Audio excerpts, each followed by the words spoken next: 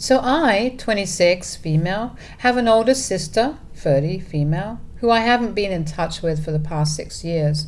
We didn't have a fallout or fight. We weren't in touch because she just disappeared one day. 6 years ago, my sister dumped her twin toddlers at my place and told me that she'd be back at the end of the day after running some errands. Her kids were 1.5 years old at the time, and I agreed to watch over them for a while because it wasn't uncommon for my sister to ask me to babysit her kids if I was at home, and she had work to do or if our aunt was unavailable. Our parents had passed away when we were both young, like when we were 10 or something, and we'd been brought up by our maternal aunt, 46, female.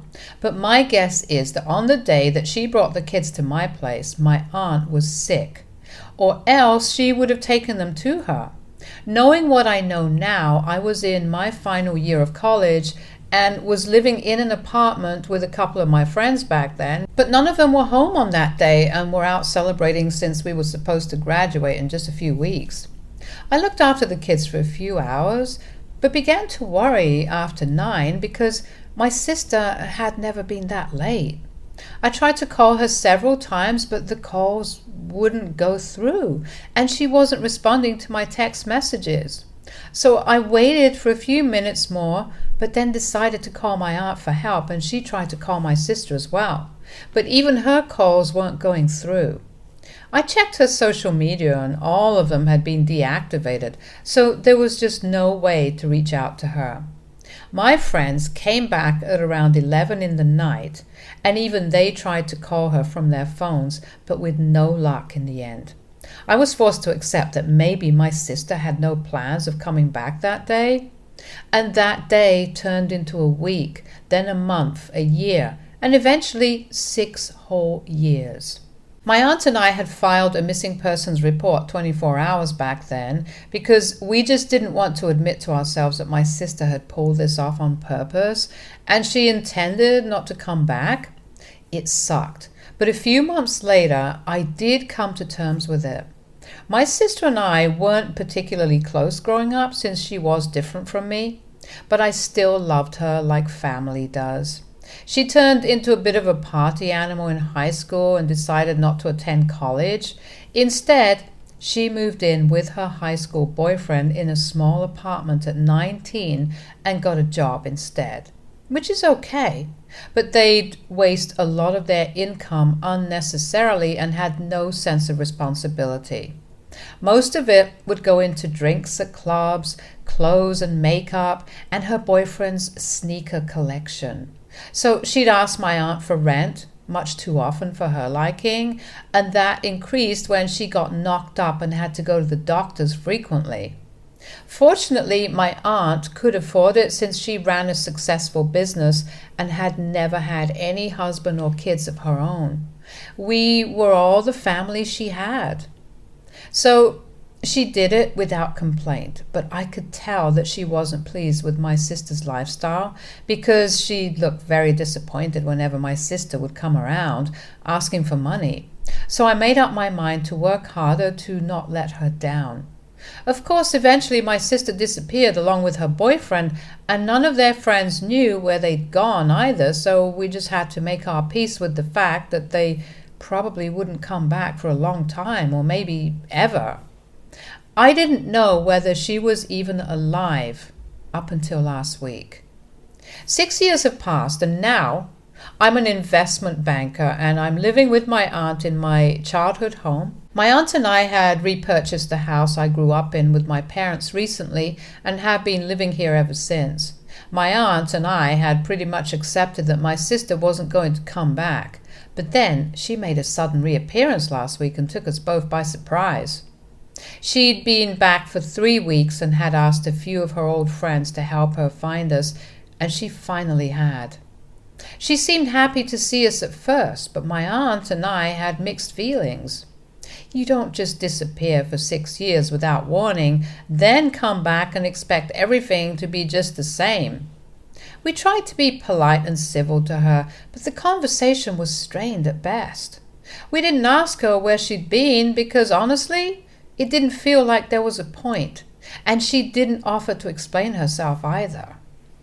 After a while, she finally asked about where her kids were and said that she was eager for them to see their mother again. Now, of course, she wouldn't be able to see her kids right away because her kids didn't live with us. My aunt and I had looked after them for almost a month after she disappeared, but I was a college student, and my aunt was a working woman. When she took my sister and me in, both of us were older than 7 and didn't need constant attention, so it was manageable for her to work and raise us simultaneously.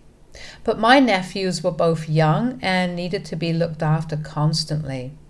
I couldn't do that because I needed time to study, and my aunt was getting older and couldn't focus on work and kids at the same time. So, after almost a month, my aunt and I had to make the tough decision of giving them up for adoption. The kids had been technically abandoned, so they were free to be adopted, and after a lengthy process, we were able to rehome them. They were adopted by a really nice couple who were struggling to conceive. Adam and Martha, names changed. We're in touch with them still and often visit the kids to see how they're doing. But I wasn't able to tell my sister all of this because I knew this news wouldn't be well received by any mother. And I didn't want her bothering Adam and Martha and the kids. So I told her that we'd had to give them up for adoption after she left them with me, but kept the other details to myself. When I told her that I'd given her kids up for adoption, she initially refused to believe me and said that I was messing with her. But my aunt and I didn't even crack a smile. There was nothing funny about this situation in the slightest. After a while, she finally realized that we were telling the truth, and once she did, she totally flipped out on us. She was just hysterical. She began to scream at us, told us that we were cruel and heartless monsters and whatnot, and then started sobbing violently. My aunt and I let her throw a tantrum, but after she seemed to calm down a bit, I asked her to leave since we had nothing to talk about anymore. She did leave, but she was still crying, and it was really disturbing to see her that way because she wasn't a very emotional or expressive person. So for her to completely break down in front of us was a pretty big deal. My aunt and I didn't know how to react to this and decided that we just weren't going to talk about it at all. It was draining enough that my sister had shown up after so long and had expected things to have remained the same after 6 long years and then screamed at us for doing what anyone else in their sane minds would have done. Neither of us wanted to discuss it even more and just make it worse for us.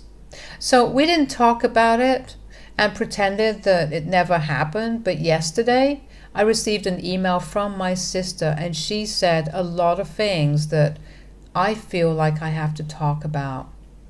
My aunt has a lot to deal with because her business is doing exceedingly well, and I don't want to disturb her or ruin her vibe right now by bringing this crap up. So I'm here instead.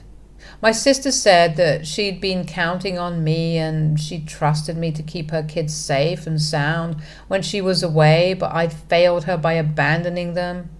She was disappointed in me and wanted me to help her find her kids so that she could take them back with her now. She also wanted my aunt and I to apologize to her for behaving badly with her the other day if we wanted her to be a part of our lives.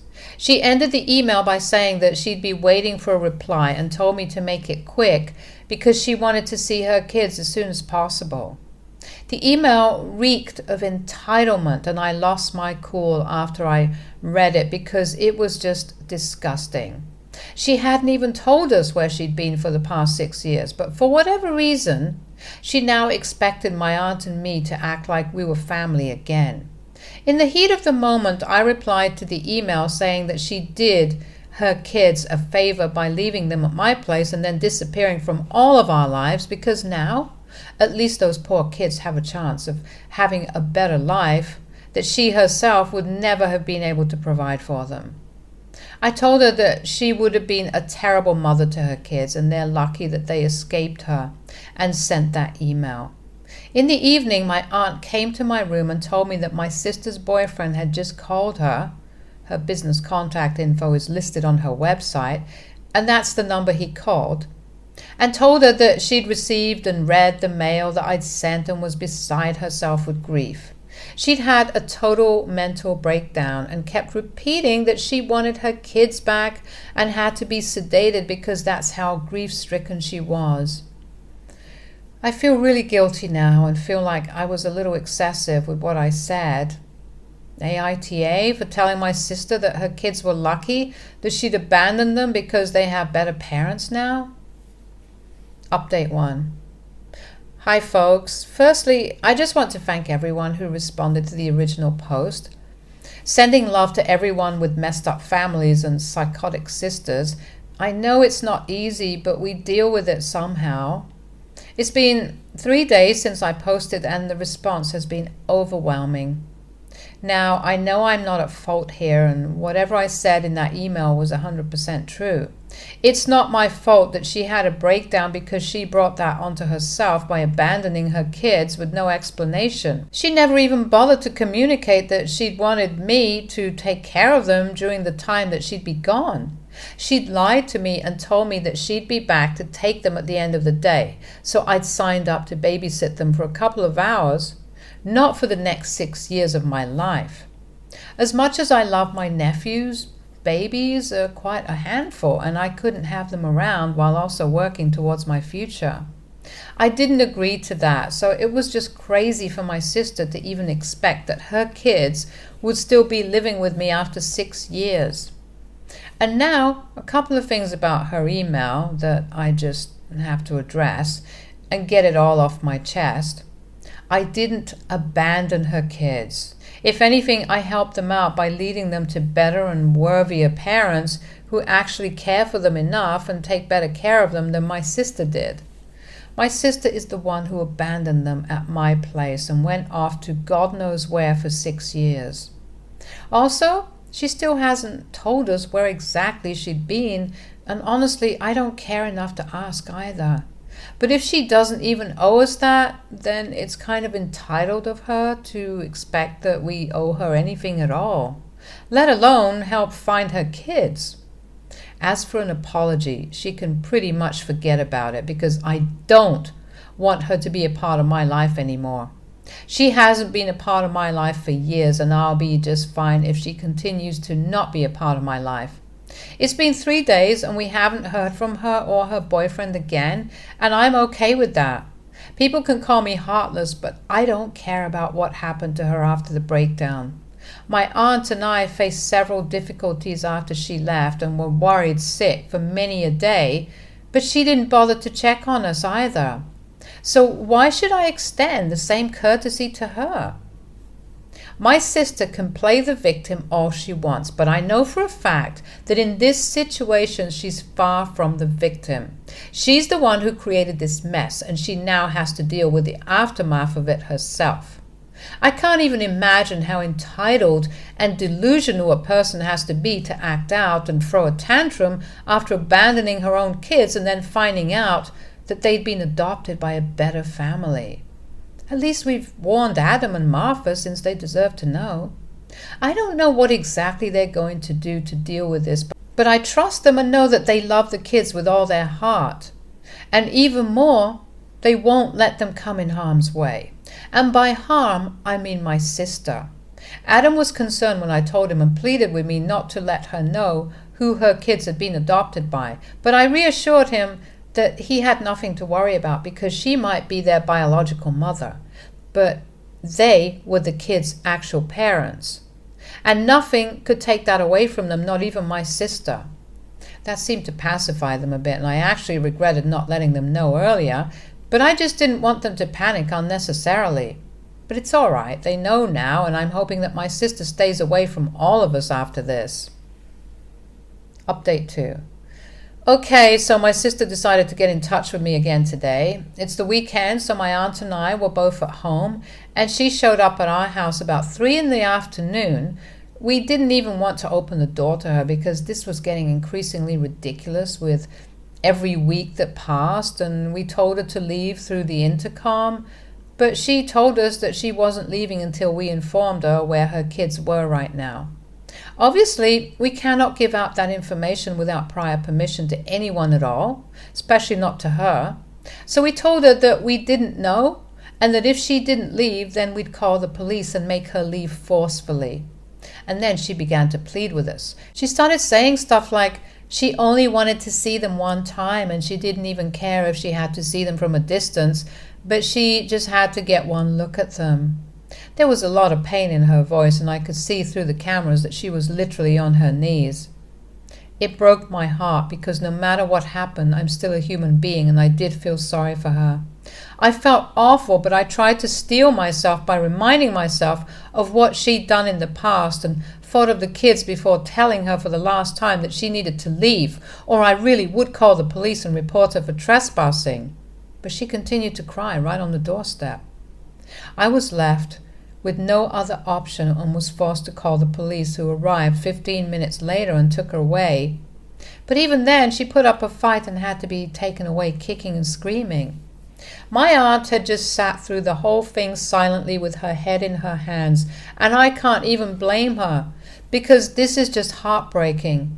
Not because my sister can never get her kids back, but because my aunt literally raised us both, and now she has to watch one of the kids she raised completely fall apart right in front of her eyes. And she couldn't even do anything to fix things. She just had to watch it all happen and let it go. It can't have been easy for her to watch my sister in that state. Neither had it been easy for me, and it's just really disturbing because I know she's suffering a lot right now. But she has nobody else to blame for this situation except herself. I don't know why exactly she disappeared, but no matter what the reason was, I highly doubt it makes what she did any more forgivable. I just want her to go back to wherever she was.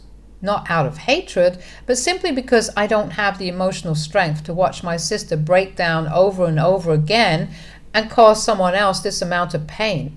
I just can't do this again and again. I might even have to start looking at lawyers to get a restraining order against her.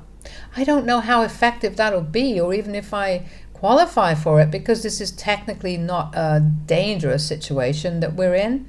But we never know. Things can go south really quickly. More so with my sister, especially since she's clearly very emotionally volatile right now. I just don't know what to do or what to think, and I'm absolutely numb right now. Nothing feels the same anymore. After my sister's return, and I highly doubt I can go back to living my usual life again, in a way, it's ironic that she first disrupted all our lives by disappearing, and she's currently doing the same thing with her reappearance. It puts into perspective how selfish she actually is and how she can never be bothered to think about literally anyone except herself. I hope she and her boyfriend have been able to make something of themselves in the last 6 years, because I just want them to go away now. I don't even care where she'd been or where she went. I just want her gone, and for good, because nothing is going to come out of her return. Update 3. My sister just sent me another email 5 hours ago, and I came back home immediately after reading it and told my aunt to do the same after forwarding it to her. 2 days have passed since the last update, and today we finally received an explanation as to where my sister had been for the last 6 years of our lives. So 6 years ago, a month or so before she disappeared, her boyfriend's uncle offered him a job for free at his hotel in Miami, but he'd made it very clear that he couldn't bring his kids along. My sister was still welcome if she could make herself useful in some way, so she went with him, and the two of them started working there for a much higher salary than what they made here. She didn't tell us anything about it because she believed that if my aunt found out about what she was earning, then she might ask her to repay all the money that my aunt had helped her out with, and out of fear and greed, she kept her mouth shut about where she'd gone. Over time, they'd worked hard and been promoted, and they'd finally saved enough to start a business of their own in Miami, which is what they were about to do. But first, they decided to take a trip back here so that they could finally take their kids back with them. They hadn't had the foresight to think that we might have actually given their kids up for adoption, because my sister was sure that my aunt and I loved them too much to let them go anywhere else. So she'd been counting on us to look after them in her absence and raise them well so she could take over whenever she'd be able to, which happens to be now. But there was just one hitch in her brilliant plan, and that was that she hadn't even told us anything about this and had disappeared without a word. She'd probably forgotten that my aunt and I were real human beings with minds of our own and not just robots who would follow whatever she'd programmed us to, without questioning it at all. So now she was begging us through her email to at least let her see her kids before she went back and keep in touch with the adoptive parents so she could have some degree of contact with her kids. I don't fully understand what the intention of this email was, probably to make us realize that she'd been working through these years and that would suddenly make us have a change of heart or something. But if that really was the intended impact of her story, then my sister has failed miserably. She didn't talk to us for 6 whole years because she was too afraid that my aunt would ask her to pay her back, which is just so insane. First of all, my aunt is the last person to ask the US for money. And even if she had, my sister should have had the gratitude to do it without question because she owed it to our aunt. Also, on top of that, I don't think any parent who's ready to abandon their kids for 6 years without even looking back to check on them for the sake of a couple of extra bucks deserves any sympathy. Least of all, not someone as materialistic and shallow as my sister. Whatever she'd done was unforgivable, and her story just made it worse. But at least now, we don't have to feel sorry for her anymore. She's just a despicable excuse of a human being, and my aunt and I decided to block her without even a response, because that's just what she deserves. We've also told Adam and Martha about the email, and if they're willing to opt for legal action against her to prevent her from harassing us any further, then we'll definitely be joining them. My aunt and I are disappointed that she turned out this way, but we're not surprised in the slightest. We're surprised that she and her boyfriend were able to make something of themselves, but that's about it. If they try anything funny with us after this, then they'll be looking at a restraining order, but I don't suppose she'll risk that, since she has her new business to look forward to now. I wish she would just go back and never return. I don't want to see her ever again. Stay tuned for more stories from our girl relationships.